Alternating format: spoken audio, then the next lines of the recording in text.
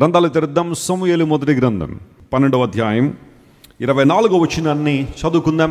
ఆయన మీ కొరకు ఎన్ని గొప్ప కార్యములు చేసెనో అది మీరు తలంచుకొని మీరు యెహోవా యందు భయభక్తులు కలిగి నిష్కపటులై పూర్ణ హృదయముతో ఆయనను సేవించుట ఆవశ్యకము. ఎంతమంది నమ్ముతున్నారు దేవుడు నా జీవితంలో గొప్ప కార్యాలు చేశాడని? Praise the lord. మనందరి జీవితాల్లో దేవుడు గొప్ప కార్యాలు చేశారు, చేస్తున్నారు, చేయబోతున్నారు కూడా. Praise the lord.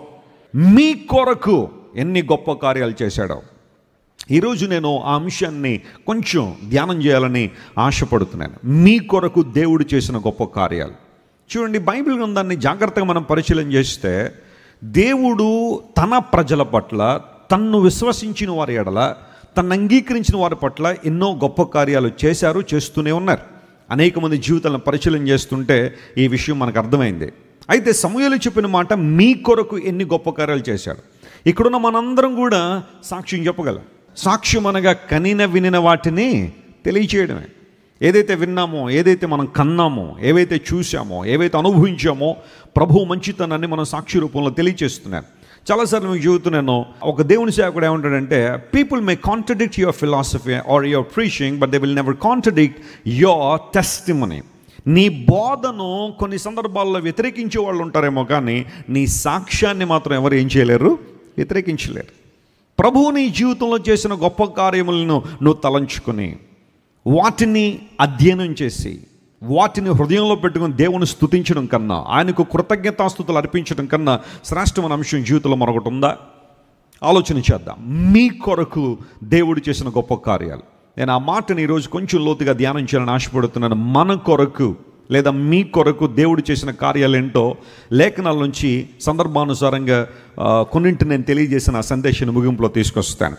మొట్టమొదటిగా లూకా సువార్త 2వ అధ్యాయం 11వ వచనం మనం చదివితే అక్కడ మన కొరకు లేదా మీ కొరకు అన్న మాట మనకు కనబడుతుంది. ఏం చేశాడు అని ఆలోచన చేస్తే అందులో చక్కని మాటలు మనం చూస్తాం. లూకా సువార్త 2వ అధ్యాయం 11వ వచనం. దావీదు పట్టణమందు నేడు రక్షకుడు మీ కొరకు ఏం చేశాడు? పుట్టి ఉన్నాడు. ఈయన ప్రభువు అయిన క్రీస్తు. ఆ మాట అండర్లైన్ చేసుకోండి. దావీదు పట్టణంలో నేడు రక్షకుడు ఎవరి కోసం పుట్టాడు? మీ కొరకు పుట్టాడు. సమూయేలు అన్నాడు కదా, మీ కొరకు దేవుడు ఎన్ని గొప్ప కార్యములు చేశానో అనే మాట. ఏం గొప్ప కార్యాలు చేశాడండి దేవుడు అంటే, లేఖనానుసారంగా పరిశుద్ధ గ్రంథం సెలవిస్తూ ఉంది, దావీదు పట్టణమందు రక్షకుడు ఎవరి కోసం పుట్టాడు? మీ కొరకు పుట్టాడని. చాలామందికి డెలివరీలు అవుతూ ఉంటాయి హాస్పిటల్లో డెలివరీ అయిన తర్వాత చూద్దామని వెళ్ళే వాళ్ళు ఉంటారు. ఒక్కొక్కరికి ఒక్కొక్క స్నేహితుల బృందం ఉంటారు, లేదా తెలిసిన వాళ్ళు కొంతమంది ఉంటారు, బంధువులు, సంఘబిడ్డలు ఒక ఏరియాలో ఉన్నవారు. డెలివరీ అయిందని తెలియగానే హాస్పిటల్కి వెళ్ళగానే వెళ్ళి ఆ చంటి బిడ్డను చూసి ప్రార్థన చేసి వస్తూ ఉంటారు కదా. అలా ఎవరైనా పుట్టగానే ఆ బిడ్డను చూసి ఆ చేతుల్లోకి తీసుకున్న వెంటనే ఆ బిడ్డ తల్లిదండ్రులు, వాళ్ళ బంధువులు అందరూ కూడా నీకు ఎదురుగా నిలబడి ఈ బిడ్డ మీ కొరకే పుట్టాడని అన్నారనుకోండి, ఎలా ఉంటుంది? నా కొరకు ఎందుకు పుడతారండి ఈ అబ్బాయి, నా కొరకు ఎందుకు పుట్టిందండి అని ఆలోచన చేస్తారు కదా. అయితే దేవుని లేఖనం సెలవిస్తూ ఉంది, దావీదు పట్టణంలో నేడు రక్షకుడు ఎవరి కోసం పుట్టాడు? మీ కొరకు. యేసుక్రీస్తు ప్రభు ఈ లోకంలో పుట్టింది మనుష్యుల కొరకు, మనుష్యులను రక్షించడానికి, వారిని ఏలడానికి. ప్రభువు అయిన అనే మాట మనం చూసినప్పుడు he wants to rule over us. క్రియోస్ అనే పదం గ్రీక్లో మనం చూస్తాం. క్రియోస్ అనగా పరిపాలన చేయవాడు, ఏలుబడి చేయవాడు. ఆయన ప్రభు అయిన క్రీస్తు అనే మాట స్పష్టంగా మనం చూస్తున్నాం. ఈ రోజుకి కూడా మనం ఇజ్రాయెల్ దేశం వెళ్తే బెత్లెహెమ్ అనే ప్రాంతంలో చర్చ్ ఆఫ్ నేటివిటీ అనే ప్రాంతం ఉంది. ఆ ప్రాంతాన్ని మీరు ఆయా సందర్భాల్లో నేను చూపిస్తున్నాను, మీరు కూడా చూశారు. నేను ఎక్కువగా ఇష్టపడి విజిట్ చేసే ప్రాంతాల్లో ఇజ్రాయెల్ దేశంలో ఇది కూడా ఒకటి. బెత్లెహెమ్లో ద చర్చ్ ఆఫ్ నేటివిటీ చాలా ఉన్నతమైన ప్రాముఖ్యమైన ప్రాంతం. ఆ ప్రాంతంలో సెయింట్ హెలెనా అనే ఆమె, కాన్స్టంటైన్ తల్లి, ఆ దేవాలయం నిర్మాణం చేసింది. చాలా అద్భుతమైన దేవాలయం. ఎంత పెద్దగా ఉంటుందంటే ఆ లోపల యేసుక్రీస్తు ప్రభువారు పుట్టిన ప్రాంతాన్ని మనం చూడొచ్చు. మీరు చూస్తే దాన్ని చర్చ్ ఆఫ్ నేటివిటీ అంటారు, హిస్టారికల్ సిటీ. వాస్తవానికి ఆ చర్చ్ లోపలికి మనం వెళ్తే యేసు ప్రభువారు పుట్టిన ప్రాంతాన్ని మనం చూడొచ్చు. దాన్ని స్టార్ ఆఫ్ బెత్లెహెమ్ అని పిలుస్తారు. స్టార్ ఆఫ్ బెత్లెహేమ్ అని ఎందుకంటారంటే బైబిల్ పండితులు చెప్పే మాట ఏంటంటే ఎగ్జాక్ట్గా మీరు ఏదైతే ఆ స్టార్ చూస్తున్నారో అక్కడ యేసు ప్రభు వారు జన్మించి ఉంటారో, అక్కడ పశువుల పాకలో ఒక పశువుల తొట్టె, యేసు ప్రభు వారిని మరియమ్మ కనిన తర్వాత తీసుకొచ్చి ఆ పశువుల తొట్టెలో ఆయన పొరండబెట్టారు. Jesus was placed in a manger in a stable. ఒక పశువుల శాలలో, పశువుల తొట్టెలో యేసు ప్రభు వారిని అక్కడ ఉంచారు. ఆ తర్వాత అక్కడ నుంచి వారు వేరే ప్రాంతానికి వెళ్ళినట్టుగా మనం చూస్తాం. One of the most significant places in Israel ఈ చర్చ్ ఆఫ్ నేటివిటీ. విచిత్రం ఏంటంటే అంత పెద్ద దేవాలయానికి మనం అనుకుంటాం పెద్ద పెద్ద ద్వారాలు ఉంటాయి అనుకుంటాం. మన ఇల్లు చాలా పెద్దగా కట్టుకున్నాం అనుకోండి, ఆ ద్వారం, సింహద్వారం కూడా చాలా బలంగా ఉండాలని, చాలా ఆకర్షణీయంగా ఉండాలని, ఆ ఎంట్రన్స్ డోర్ చాలా ఆకర్షణీయంగా ఉండాలని ప్రతి ఒక్కరు ప్రయత్నం చేస్తారు కదా. అయితే చర్చ్ ఆఫ్ నేటివిటీ యొక్క ప్రత్యేకత ఏంటి అంటే, ప్రపంచంలో బహుశా మరి ఏ దేవాలయానికి ఇలాంటి ప్రత్యేకత ఉండదేమో, దాని డోర్ మాత్రం చాలా చిన్నది ఉంటుంది.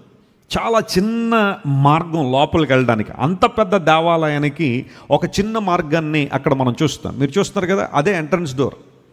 లోపలికి వెళ్ళి చూస్తే that was a massive temple, చాలా పెద్ద దేవాలయం. కానీ ఎంట్రన్స్ డోర్ మీరు చూస్తున్నారు కదా, చాలా చిన్న ద్వారం. దాన్ని డోర్ ఆఫ్ హ్యూమిలిటీ అంటారు. డోర్ ఆఫ్ హ్యూమిలిటీ అంటే ఏ వ్యక్తి అయినా చర్చ్ ఆఫ్ నేటివిటీలోకి వెళ్ళాలి అంటే తల దించి వెళ్ళాలి, తల దించి వెళ్ళాలి. వాళ్ళు ఎవరైనా సరే, ప్రపంచంలో ఏ స్థాయి ఉన్న వాళ్ళైనా సరే, అమెరికన్ ప్రెసిడెంట్ కావచ్చు, లేకపోతే FBI డైరెక్టర్ కావచ్చు, రోమన్ క్యాథలిక్ వారు బాగా అభిమానించే పోపు గారు కావచ్చు, లేదా ప్రొటెస్టెంట్ చర్చెస్ యొక్క బిషపులు కావచ్చు, ఆర్చ్ బిషప్ క్యాంటర్బరీ కావచ్చు, ఎవరైనా సరే చర్చ్ ఆఫ్ నేటివిటీ విజిట్ చేయాలి అంటే వారు ఆ డోర్లోంచే లోపలికి వెళ్ళాలి. ఆ వెళ్ళినప్పుడు ఏం చేయాలి చెప్పండి, తల వంచి లోపలికి వెళ్ళాలి. సెయింట్ హెలెనా ఒక ఉద్దేశంతోనే అలాంటి డోర్ పెట్టింది. ఎవరైనా సరే ప్రభువును చూడాలంటే తల వంచి లోపలికి రావాల్సిందే. అహంకారులు, అహంభావులు, గర్వం కలిగిన వారు, నేను అంత గొప్పవాడిని ఎంత గొప్పవాడిని అన్న వాళ్ళు ఏ ఒక్కరు కూడా క్రీస్తు ప్రభు యొక్క స్థలాన్ని ఏం చేయలేరు, చూడలేరు. ఒక స్పిరిచువల్ మీనింగ్ ఏంటంటే, if you like to see Jesus, be humble. నువ్వు ప్రభువుని చూడాలి అనుకుంటే, దేవుని స్వరాన్ని వినాలి అనుకుంటే, ఆయన ముఖదర్శనం చేయాలి అనుకుంటే, నీకెంత డబ్బుందా అని దేవుడు అడగట్లేదు, నువ్వెంత బాగా చదువుకున్నావు అని దేవుడు అడగట్లేదు, నీ కులమేంటి అని దేవుడు అడగట్లేదు, లేదా నువ్వు ఏ స్థాయికి చెందినావు అని దేవుడు అడగట్లేదు, నీ చుట్టూ ఎంతమంది బంధువులు ఉన్నారు, స్నేహితులు ఉన్నారు అనేది దేవుడు అడగట్లేదు. కానీ ఆర్ యు హంబుల్, హ్యూమిలిటీ కలిగి ఉన్నావా, తగ్గింపు జీవితం కలిగి ఉన్నావా లేదన్నది దేవుడు ఆలోచన చేస్తున్నాడు. నేడు రక్షకుడు మీకోసం పుట్టి ఉన్నాడు. యేసు ప్రభు ఈ లోకంలో పుట్టింది మరియ కోసం కాదు, ఈ లోకంలో పుట్టింది యోసేపు కోసం కాదు, ఈ లోకంలో పుట్టింది లేదా మరొకరు కోసం మాత్రమే కాదు. ఆయన ఎవరి కోసం పుట్టాడంటే సర్వలోకంలో ఉన్న ప్రతి ఒక్కరి నిమిత్తం యేసు ప్రభు జన్మించాడు. ఎందుకు ఆయన జన్మించాల్సి వచ్చింది? కొంతమందిలో ఈ ప్రశ్న ఉండొచ్చు. దేవుడు సర్వశక్తి గలవాడైనప్పుడు, when God is omnipotent God, can't he save the world from heaven? పరలోకము నుండే మనుషులు రక్షించలేడు ఆయన? పరలోకంలో ఉండే ప్రజలందరూ రక్షించబడుదురు గాక అంటే మనం రక్షించబడమా? why he had to come to this world? ఆయన ఈ లోకానికి ఎందుకు రావాల్సి వచ్చింది? మళ్ళీ దానికి ఇంత ప్రకటనలు ఎందుకు, ఇంత ప్రచారం ఎందుకు అన్నట్టుగా కొంతమంది మాట్లాడుతూ ఉంటారు. అయితే యేసుక్రీస్తు ప్రభు జన్మ అకస్మాత్తుగా జరిగింది కాదు. There were so many prophecies in the Old Testament. There were so many expectations of God's people that Messiah should come. మెస్సయా ఈ లోకానికి రావాలి, ఆయన చరిత్రలో ఉండాలి, చరిత్రకు సార్థకత తీసుకురావాలి, ఆయన జీవించడం ద్వారా మనిషి ప్రశ్నలకు సమాధానం రావాలి. Of course, God can save anybody from heaven. పరలోకంలో ఉండే దేవుడు అందరినీ రక్షించగలడు. కానీ ఆయనకు ఒక మార్గం ఉంది, ఒక ప్రత్యేకమైన విధానం ఉంది. అదేంటో తెలుసా? ఆయన ఈ లోకాన్ని దిగి రావడం ద్వారా రక్త మాంసాల్లో పాలు పంపులు పొంది మనలా ఈ భూమి మీద సంచరించి అన్ని విషయాల్లో మనకు మాదిరి ఉంచి మనందరి నిమిత్తం సిలువలో తన ప్రాణాన్ని ప్రాయశ్చిత్త బలిగా అర్పించాలని దేవుని సంకల్పం. కాబట్టే ఆయన ఈ లోకానికి నరావతారిగా వచ్చారు. When you open the Old Testament scriptures, you will find the picture of Messiah in almost every book. ప్రతి పుస్తకంలో కూడా మెస్సయ్య యొక్క చిత్రపటాన్ని మనం చూస్తాం, క్రీస్తు ప్రభు చిత్రపటాన్ని మనం చూస్తాం. ఆయన వస్తే ఎలా ఉంటారు, ఆయన జీవితం ఎలా ఉంటుందని. That was the greatest and wonderful and magnificent expectation of God's people. దేవుని ప్రజలు కనిపెట్టారు. యోబు గ్రంథంలో చక్కని మాట ఉంటుంది, పాప సహితునిలో నుండి పాప రహితుడు పుట్టగలిగిన ఎంత మేలు అన్నాడు. మనిషికి ఇప్పుడు మేలు ఉందట. కొంతమంది లోక రక్షణార్థం లేదా కొంతమంది లోక కళ్యాణం అనే మాట వాడుతూ ఉంటారు. ఆ పదాన్ని ఎక్కువగా మనం ఉపయోగించం. కానీ లోక రక్షణార్థమై దేవుడు ఎందుకు ఈ లోకానికి రావాల్సి వచ్చిందంటే, పాప సహితునిలో నుండి ఎవరు రావాలట? పాపరహితుడు రావాలి. అప్పుడు కదా మనిషికి విడుదల. పాప భూయిష్టమని లోకంలో పాపము నుండి విడుదల చేసే దేవుడు పరమ పవిత్రుడికి లోకంలో జన్మించాలి. పరలోకంలో దేవుడు ఉండి ఆయన అన్నాడు, నేను పరిశుద్ధుడినై ఉన్నాను గనుక మీరు కూడా ఎలా ఉండండి.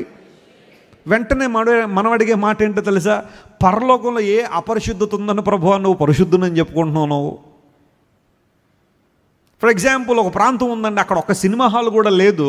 ఎవరో వచ్చి అన్నారు, నేను ఎప్పటిదాకా సినిమా హాల్కి వెళ్ళలేదు అన్నారు అనుకోండి, మనం ఏమంటాం? అక్కడ ఏమి లేదు, సినిమా హాల్ లేదు కాబట్టి వెళ్ళకపోవడం మీద గొప్ప ఏం కాదు. మా ప్రాంతంలో ఒక్క బ్రాందీ షాపు కూడా లేదు కాబట్టి నేను ఇప్పటిదాకా తాగలేదని ఎవరైనా అన్నారు అనుకోండి, నువ్వేంటి, ఎవరో తాగరు, ఎందుకోసం అక్కడ ఏమీ లేదు, బ్రాందీ లేదు కాబట్టి. మీకు అర్థమైందా? మనిషి ఏమడుగుతాడంటే, నువ్వు పరిశుద్ధుడు అన్నిసార్లు చెబుతున్నావు కదా ప్రభువా, పరలోకంలో ఏ అపరిశుద్ధత ఉందని నువ్వు పరిశుద్ధుడు అని అంటున్నావు? God wanted to set an example to all of us. మనందరికీ కూడా పరిశుద్ధతలో మాదిరి ఉంచాలని యేసు ప్రభు మనలాంటి రక్త మాంసాలు ధరించుకుని ఏ శోధనలు అయితే మనం ఎదుర్కొంటున్నామో, ఏ ప్రతికూలత వాతావరణాలు అయితే మనం ఎదుర్కొంటున్నామో, ఏ సంఘర్షణ అయితే మన జీవితంలో ఉందో, పాపంతో ఏ పోరాటాన్ని అయితే మనం చేస్తున్నామో, యేసుక్రీస్తు ప్రభువారు ఈ లోకాన్ని దిగి రావడం ద్వారా అదే పోరాటాన్ని ఆయన అనుభవించారు.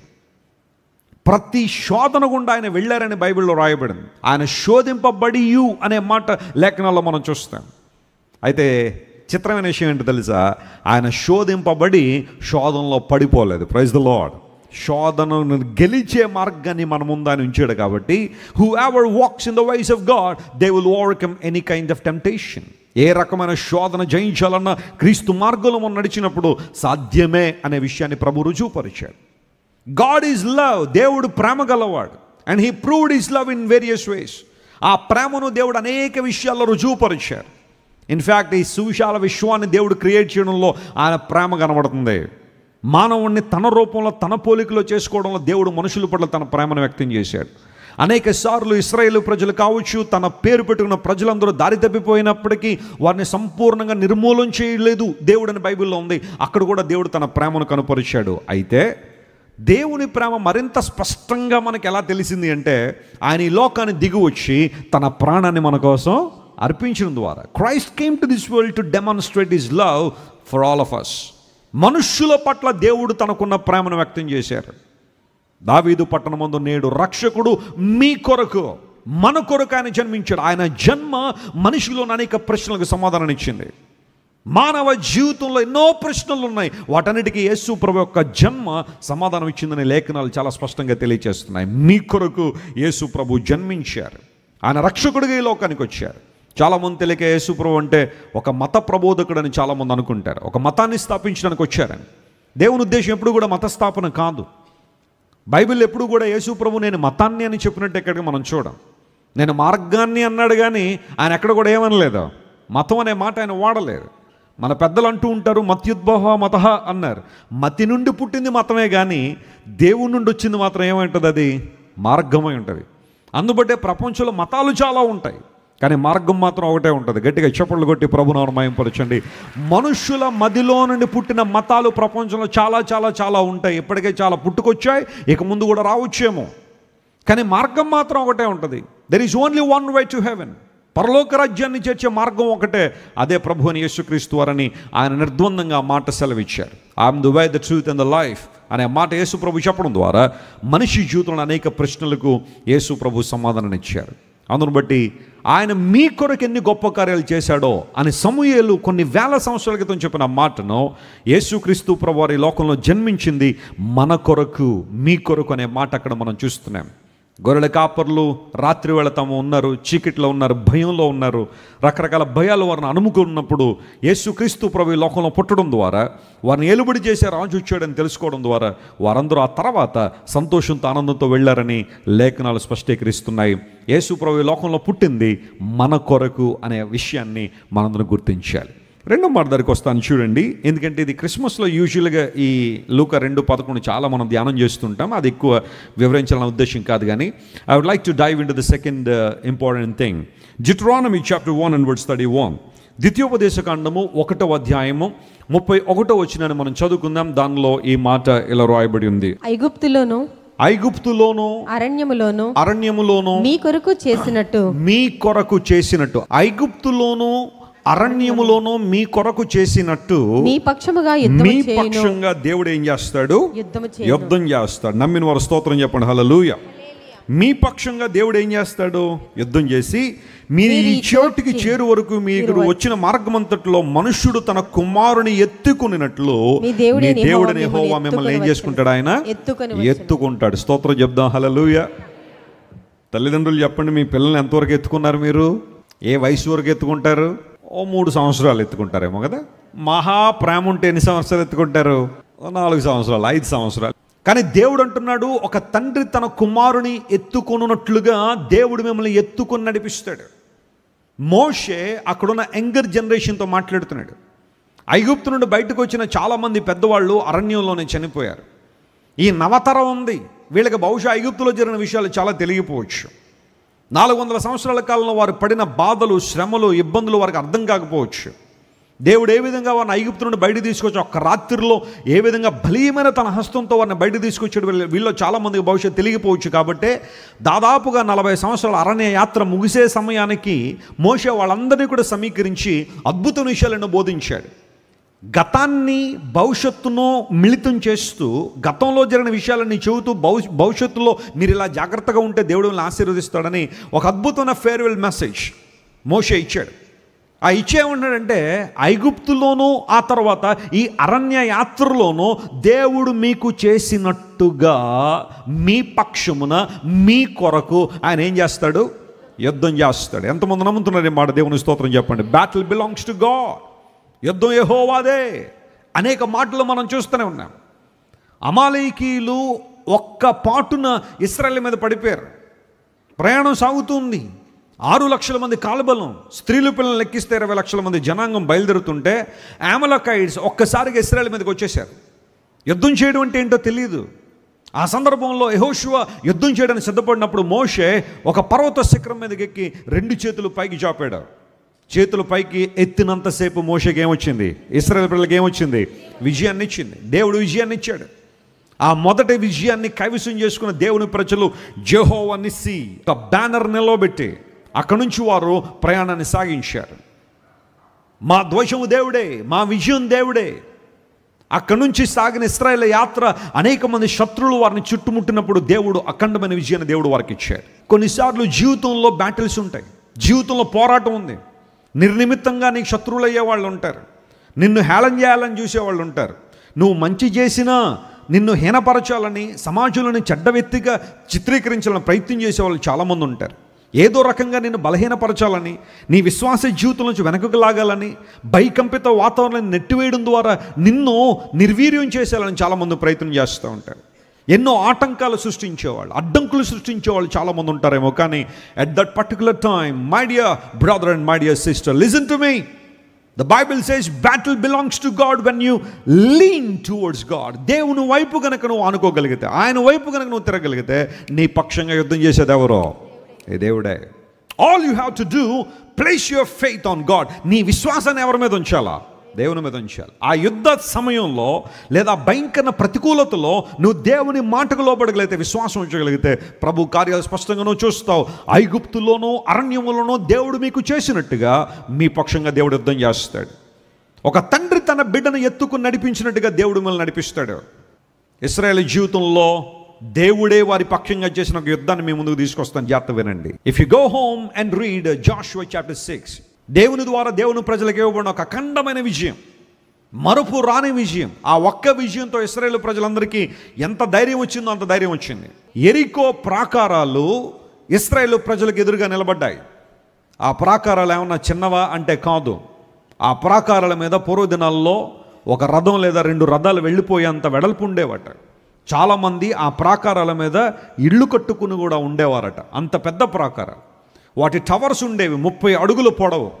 అంటే ఈరోజు మన చర్చ్ హైట్ దగ్గర 30 feet ఉంటుంది. ఇంత పెద్ద టవర్, అది కూడా గోడ మీద. అంత పెద్ద టవర్ అంటే మీరు ఆలోచించేయండి. ప్రపంచంలో అత్యంత పురాతనమైన, అత్యంత చారిత్రాత్మకమైన, అత్యంత అద్భుతమైన కట్టడము యెరికో ప్రాకారం. ఏ శత్రువు దాన్ని చేరుకోలేక చుట్టూ ప్రాకారం కట్టేసి, బ్రిడ్జులు కట్టి, ఆ టవర్స్ కట్టి దానిలో చాలామంది ఆ కావలి వారు ఉంటుండేవారు. యెరికోలో ఉన్న ప్రజలందరికీ ఒక గర్వం ఉండేది. అదేంటో తెలుసా? మమ్మల్ని ఎవ్వరూ ఏం చేయలేరు, మేము శత్రు దుర్భేద్యమైన ప్రాకారంలో ఉన్నాము, ఏ ఒక్కరు మనల్ని కనీసం టచ్ కూడా చేయలేరు, మమ్మల్ని ఓడించడం ఏ ఒక్కరి వలన కాదు, మేము ఏ ఒక్కరి చేతులకి మేము దాసులుగా అప్పగించబడమనే ఒక గర్వం వారిలో ఉండేది. ఆ సందర్భంలో దేవుడు ఇశ్రాయేలు ప్రజలందరూ కూడా అక్కడికి వచ్చారు. యెరికో ప్రాకారాన్ని ఎదుర్కోవడానికి సిద్ధంగా ఉన్నారు. అందులో యుద్ధ సన్నద్ధులు ఉన్నారు, యాజకులు ఉన్నారు, వారు బోర్ల పట్టుకుని ఉన్నారు, మందసం ఉంది. ఆ సందర్భంలో దేవుని వైపు యెహోషువ చూశాడు. ప్రభువా, what is your guidance and what is your strategy?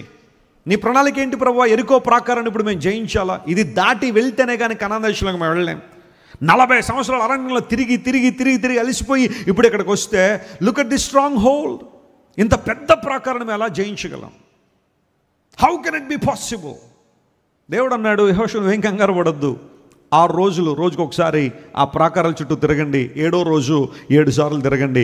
ప్రాకారాలు ఏమైపోతాయి? కూలిపోతాయి. సరే, యెహోషువ దేవుని మాటకు లోబడ్డాడు. 6 రోజులు 6 సార్లు యెరికో ప్రాకారాల చుట్టూ తిరిగాడు. 7వ రోజు ఉదయాన్నే లేచి, ఈరోజు కొంచెం ఎక్కువ పని ఉంది కాబట్టి 7 సార్లు తిరగాలి కాబట్టి తిరగండి అని చెప్పగానే, ముందు యాజకులు బోర్లు పట్టుకుని, కొమ్ములు పట్టుకుని తిరుగుతూ ఉన్నారు, మందసం తిరుగుతూ ఉంది, వెనకాల యుద్ధ సన్నద్ధులు తిరుగుతూ ఉన్నారు. అలా యెరికో ప్రాకారం చుట్టూ 7 సార్లు తిరిగారు. 1వసారి, 2వసారి, 3వసారి, 4వసారి, 5వసారి, 6వసారి, 7వసారి తిరిగేశారు. గోడలు అలాగే ఉన్నాయి, కనీసం బెట్లు కూడా రాలేదు. నేను అంటానే ఉన్నానండి మొన్నటి నుండి, ఇదేదో ఉంది దీనిలో, మనల్ని ఇబ్బంది పెట్టడానికి ఈ ప్రక్రియలన్నీ ఏం జరిగింది చూడండి అని చెప్పి బహుశా శనిగే వాళ్ళు స్టార్ట్ అవుతున్న ఆ సమయంలో దేవుడు ఏమన్నాడు, ఇంకొక పని ఉందా నువ్వు చేయాల్సింది అదని తెలుసా? కేకలు వెయ్యండి అన్నాడు. అప్పుడు కేకలు వెయ్యండి అంటే ఎవరేస్తారు చెప్పండి కేకలు? ఎండలో నడిచి కేకలు ఏమంటే ఏమేస్తారు? వాళ్ళు వేసిన కేకలు ఎవరికైనా వినపడతాయా? విశ్వాసాన్ని క్రియల్లో రుజువు చేయడం అంటే అది కాదా? విధేయత కలిగి ఉండడం అది కాదా? Lord, it is very hard for me to do, but still I trust you lord. I trust your timing. I trust your miraculous power. నేను నమ్ముతున్నాను, ఇది అసాధ్యమని నాకు అనిపించిన. I trust you lord. I will do what ever you say. People shouted. అందరూ కేకలు వేయడం మొదలుపెట్టారు. కేకలు వేయడంతోనే యెరికో ప్రాకారాలు ఏమేమి చెప్పండి? కూలిపోయాను. దేవుని వాక్యం రాయబడింది. Hallelujah. Walls collapsed while they were shouting. దేవుడు చెప్పిన మాట నిరర్ధకం కాలేదు. ఆ గోడలు కూలిపోయినప్పుడు ఇశ్రాయేలు ప్రజలందరూ లోపలికి వెళ్ళి అఖండ విజయాన్ని వారు కైవసం చేసుకున్నారు. దేవుడు మీ పక్షాన యుద్ధం చేస్తాడు అని మోషే చెప్పాడు. Deuteronomy 1:30 and 31లో దేవుడు ఎగ్జాక్ట్గా ఆ ప్రవచనాన్ని నెరవేర్చినట్టుగా లేఖనాల్లో మనం చూస్తాం. యెరికో ప్రాకారం మీద విజయాన్ని ఇచ్చాడు. ఈరోజు మనం యెరికో అనే ప్రాంతానికి వెళ్తే మీరు చూస్తున్నారు, ప్రస్తుతం ఉన్న దృశ్యం అది. శాస్త్రవేత్తలు నిరంతరాయంగా పరిశీలన చేస్తున్నట్టు ఎక్స్కవేషన్ జరుగుతూనే ఉంటుంది అక్కడ. యెరికోలో వారందరూ కూడా పరిశోధనలు చేసి ఆ త్రవ్వకాలన్నీ త్రవ్వి లోపలికి వెళ్ళి ఆ టవర్లు గుర్తించారు, ముందు ఆ బురుజులు గుర్తించారు. ఆ తర్వాత ఆ గోడలన్నీ కూడా కూలిపోవడాన్ని చూసి ఫైనల్గా చాలామంది ఆర్కియాలజిస్టులు రుజువు చేసిందేంటో తెలుసా? యెరికో ప్రాకారాలు మానవ ప్రయత్నం ఏమీ లేకుండానే కూలిపోయాయి అని నిర్ధారణ చేశారు. దేవుని నామమున స్తోత్రం కలుగును గాక. బైబిల్ గొప్పది అని చెప్పడానికి ఇది కూడా ఒక నిదర్శనమే. యెరికో ప్రాకారాలు కూలిపోవడానికి మానవ ప్రయత్నం ఏమీ జరగలేదు. God did it for his people. తన ప్రజల కొరకు దేవుడు చేశాడు అనే విషయాన్ని రుజువుపరిచారు. దేవుని బిడ్డలారా, నమ్మండి, దేవుడు మీ పక్షంగా యుద్ధం చేస్తాడు. As long as you submit your life to God, as long as you entrust your life to God. నీ జీవితాన్ని ప్రభు చేతిలో పెట్టినాడు, నీ సమస్యను ప్రభు చేతిలో పెట్టినాడు. ప్రభువా, ఈ ప్రాకారం నా మీద ఉంది, దీన్ని దాటడం నా వల్ల కావడం లేదు. ఈ సమస్యను కావచ్చు, ఈ ఎడిక్షన్ కావచ్చు, ఈ యొక్క ప్రాబ్లం కావచ్చు, ఏ యాంగ్జైటీ కావచ్చు, డిప్రెషన్ కావచ్చు, నా జీవితంలో ఒంటరితనం కావచ్చు, no matter what it is, that is fighting against you, challenging you that you can't overcome me. Trust God. దేవుని మీద విశ్వాసం ఉంచు, ఆయన మీద నమ్మిక ఉంచు. అపవాది ద్వారాలు మోస్తాడేమో కానీ నా దేవుడు ప్రాకారాలు పడగొట్టే దేవుడు. దేవుని నామమున స్తోత్రం కలుగును గాక. Don't worry about the closed doors. God can collapse the walls around them. చాలాసార్లు నాకు ఈ ద్వారం మూసిపోయిందండి వెస్లీ గారు, ఈ ద్వారం నాకు తెరవబట్టం లేదండి, ఇది తెరవబట్టం లేదండి కొన్నిసార్లు అంటాం. కానీ నీ దేవుని కెపాసిటీ ఏంటో తెలుసా? Forget about the doors, think about the walls. Your God is able to collapse the walls. మూయబడిన ద్వారాల కొరకు నువ్వు చింతపడాల్సిన అవసరం లేదు. Focus on God. వాటి చుట్టూ ఉన్న ప్రాకారాలు ఏం చేస్తాడు ఆయన? కూల్చేసే దేవుడు ఆయన. ఎంత గొప్ప దేవుడు అండి ఆయన.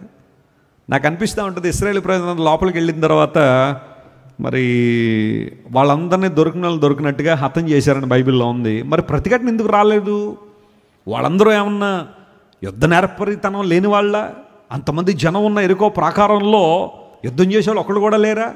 ఎందుకు అంత ఈజీ విక్టరీ వచ్చేసింది అంటారేమో. ఈజీ విక్టరీ ఏమి రాలా. అక్కడ జరిగింది ఏంటో తెలుసా? ఇక్కడ ఇశ్రాయేలీయులు బయట తిరుగుతూ ఉంటే దేవుడు లోపల తన పని ఏం చేస్తున్నాడు? ఆయన చేస్తూనే ఉన్నాడు. ఏం చేశాడో తెలుసా? దేవుడు వారి మీదకి కందిరేగలను పంపించాడట. కనబడిన వాళ్ళు కనబడినట్టు ఏం చేసినాయి చెప్పండి? కుట్టేశాయి. అప్పుడు ఎవడో అని ఉంటాడు, రే తలుపులు తీసేటరా బయటకు పారిపోదామని. పారిపోవడానికి లేదు, ఎందుకంటే తలుపులు వేసేసింది నువ్వే.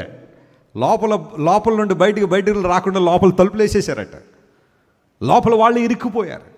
ఈ కందిరీగలు కుడుతూ ఉంటే నేను అనుకుంటున్నా, పిల్లోడు అని ఉంటాడు, డాడీ కందిరీగ కుట్టేస్తుందంటే ఆయన అంటాడు, నేనెవరితో చెప్పుకోనరా, నాకు కూడా ఏం చేస్తారే కుడుతున్నాయి. దేవుని సైన్యము, అందును బట్టి బైబిల్లో సైన్యములకు అధిపతి అనే హో అనే మాట ఉంటుంది. దేవుని సైన్యం ఏంటని, లార్డ్ ఆఫ్ హోస్ట్స్ అనే మాట మనం చూసినప్పుడు ఏంటి దేవునికి ఉన్న సైన్యం? సృష్టే, సమస్తము దేవుని సైన్యమే. దేవుడు కొన్నిసార్లు చిన్న చిన్న జంతువులను, పక్షులను, పాకే పురుగులను దేవుడు వాడుకున్నాడు. లేఖనాలు సెలవిస్తున్నాయి, ఇశ్రాయేలు ప్రజలకు దేవుడు అఖండమైన విజయాన్ని ఇచ్చాడు.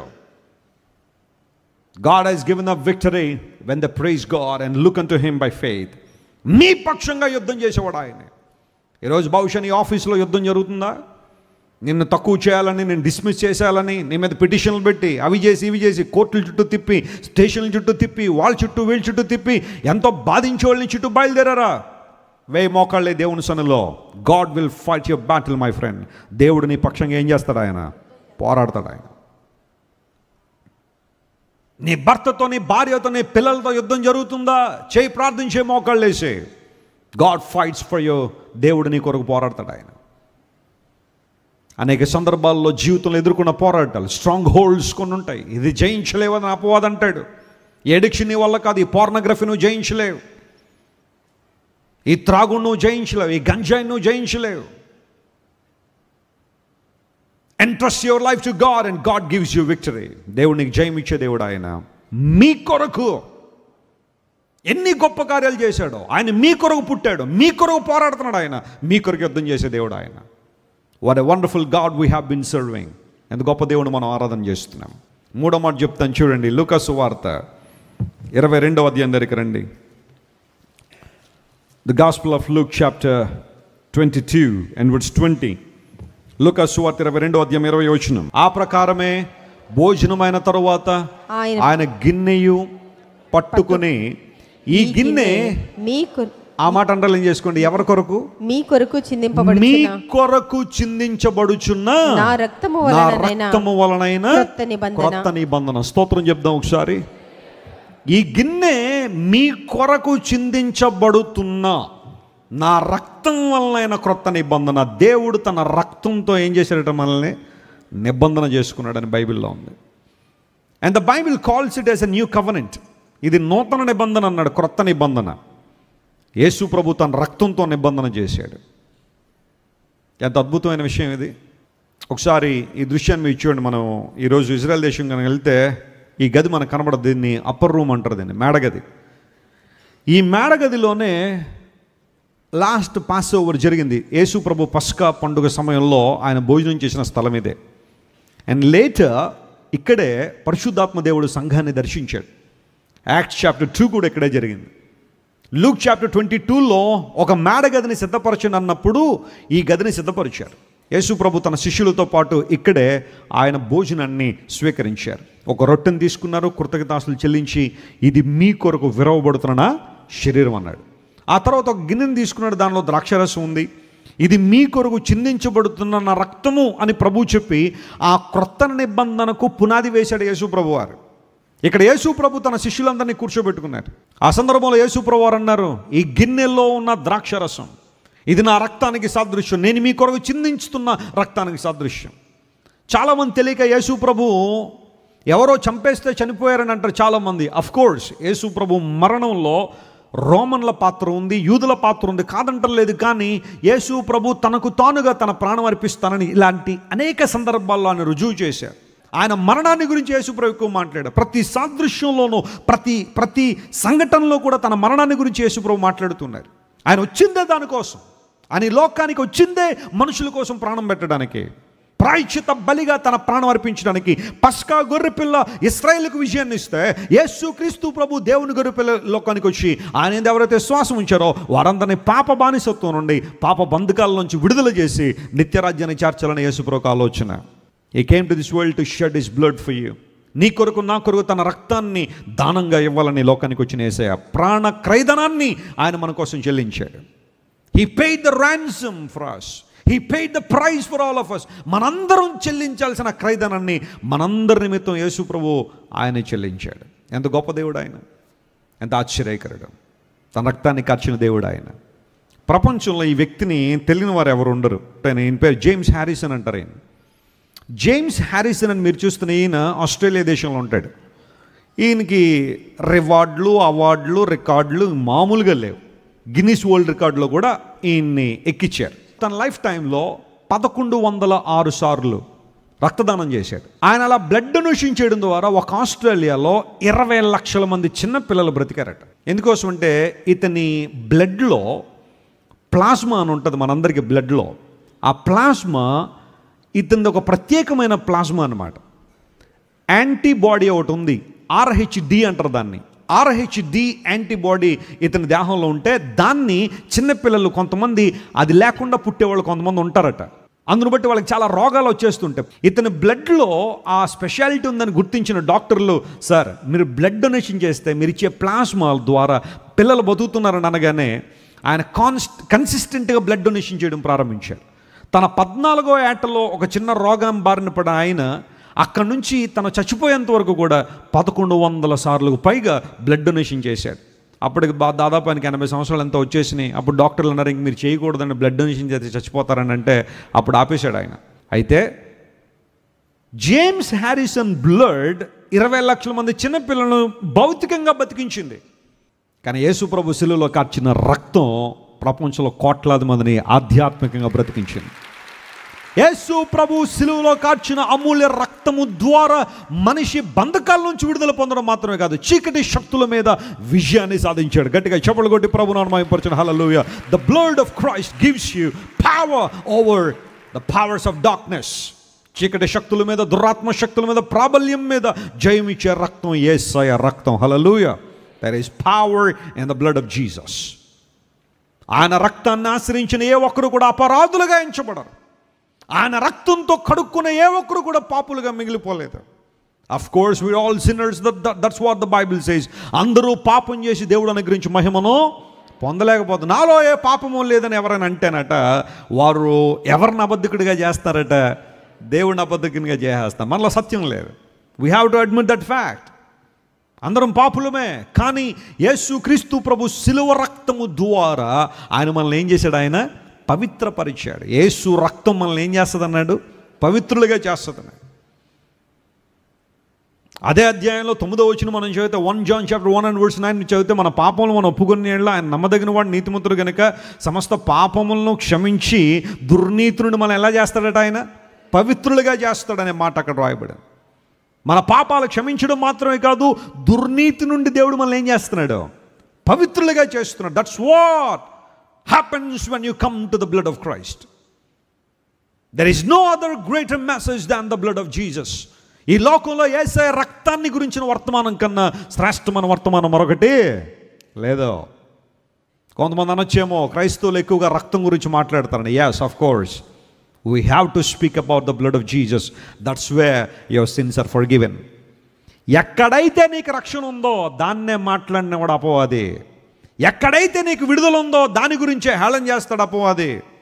ఆ కారణాన్ని బట్టే పౌలు మహాశయుడు అన్నాడు, సిలువను గురించిన వార్త నశించిపోయే వారికి వెరితనంగానే రక్షించబడుతున్న మనకేంటది? దేవుని శక్తే. It is the power of God. Yesayya నీ కోసం తన రక్తాన్ని కార్చి, అమూల్యమైన రక్తాన్ని చిందించి, ఆ రక్తదారులో నిన్ను నన్ను కడగాలని యేసుప్రభు ఏం చేశాడు? ఆయన ఆశించాడు. అందును బట్టి ఆయన అన్నాడు, ఇది మీ కొరకు చిందించబడుతున్న నా నిబంధన రక్తం. It's a new covenant. నేను చాలాసార్లు చెబుతున్నాను, వాట్ ఈస్ న్యూ కవెనెంట్? క్రొత్త నిబంధన అంటే ఏంటి? దేవుడు అన్నాడు, నేను మీకు దేవుడినై ఉంటాను, మీరు నాకేమై ఉంటారు? నా ప్రజ. That's it. న్యూ టెస్ట్మెంట్ యొక్క ఆ డెఫినేషన్ ఏంటి అంటే, I will be your God and you will be my people. That's what I establish my covenant with my blood.